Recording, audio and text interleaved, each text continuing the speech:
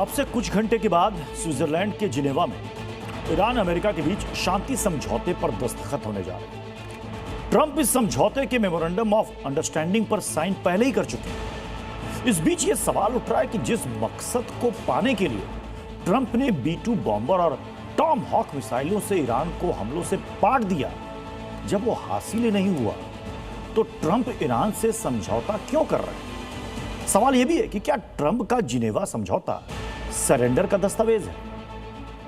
शोर बता रहा है कि सन्नाटा कितना गहरा है। MOU यानी मेमोरेंडम ऑफ अंडरस्टैंडिंग पर दस्तखत और फिर 19 जून को जिनेवा में डील पर साइन की तैयारी। क्या ट्रंप ने सरेंडर दस्तावेज पर दस्तखत किए हैं? अगर हां, तो ट्रंप ईरान से डील को इतना मजबूर क्यों हुए? समझौते की लिस्ट के मुताबिक ईरान ने मान लिया कि वो परमाणु बम नहीं बनाएगा। तो क्या 440 किलो संवर्धित यूरेनियम ईरान नष्ट करेगा या ट्रंप को देगा? इस पर अंतर्राष्ट्रीय परमाणु ऊर्जा एजेंसी की निगरानी में बात होगी। डील के मुताबिक अमेरिका और ईरान के बीच 60 दिनों तक बातचीत चलेगी। अब सवाल है कि ट्रंप ने जिस युद्ध को शुरू ही किया था, संवर्धित यूरेनियम को खत्म करने के लिए, उसे हासिल किए बिना ही युद्ध रोकने को बेताब क्यों हो गए? लिहाजा ट्रंप पर विपक्ष का आरोप है कि यह डील नहीं, सरेंडर लेटर है। डेमोक्रेटिक पार्टी के सीनेटर मार्क केली की नई थ्योरी ट्रंप के डर का खुलासा कर रही है कि ट्रंप ईरान से डील पर मजबूर क्यों हुए। ईरान कैंपेन के बाद Tomahawk, Patriot, third interceptor और दूसरे अहम हथियारों के स्टॉक को फिर से बनाने में सालों लग सकते हैं।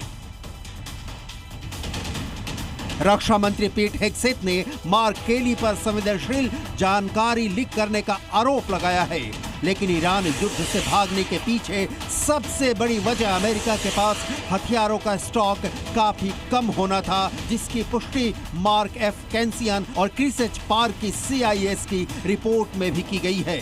ईरान के खिलाफ 28 फरवरी को युद्ध शुरू होने से पहले अमेरिका के पास हथियारों का स्टॉक क्या था, वो देखिए। 3100 टॉम हॉक लैंड अटैक मिसाइलें, इसमें 1000 से ज्यादा मिसाइलें अमेरिका ने ईरान पर दागी, यानी कुल स्टॉक का लगभग 1/3 हिस्सा खत्म। हर साल उत्पादन क्षमता 200 से कम, यानी 1000 का जो स्टॉक खत्म हुआ है, उसे भरने में अमेरिका को कम से कम 5 वर्ष लग जाएंगे। 400 थर्ड इंटरसेप्टर, इसमें से 190 से 290 तक का इस्तेमाल किया गया। अभी इनका प्रोडक्शन हर साल 96 है। 2500 पैट्रियट इंटरसेप्टर, इनमें से 1060 से 1430 फायर किए गए। अभी हर साल प्रोडक्शन 650 का हो रहा है।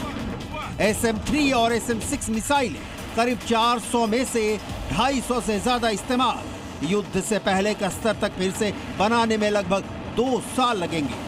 GASSM क्रूज मिसाइलें, 4000 से ज्यादा के स्टॉक में से करीब 1000 का इस्तेमाल ईरानी युद्ध में हुआ।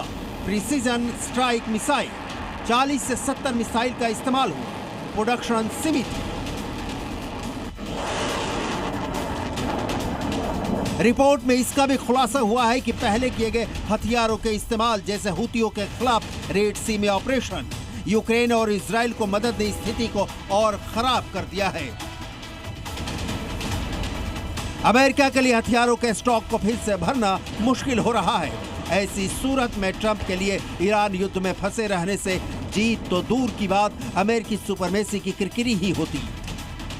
मतलब डील के बहाने ट्रंप की पतली गली से निकलने की कोशिशों का नतीजा है जिनेवा समझौता।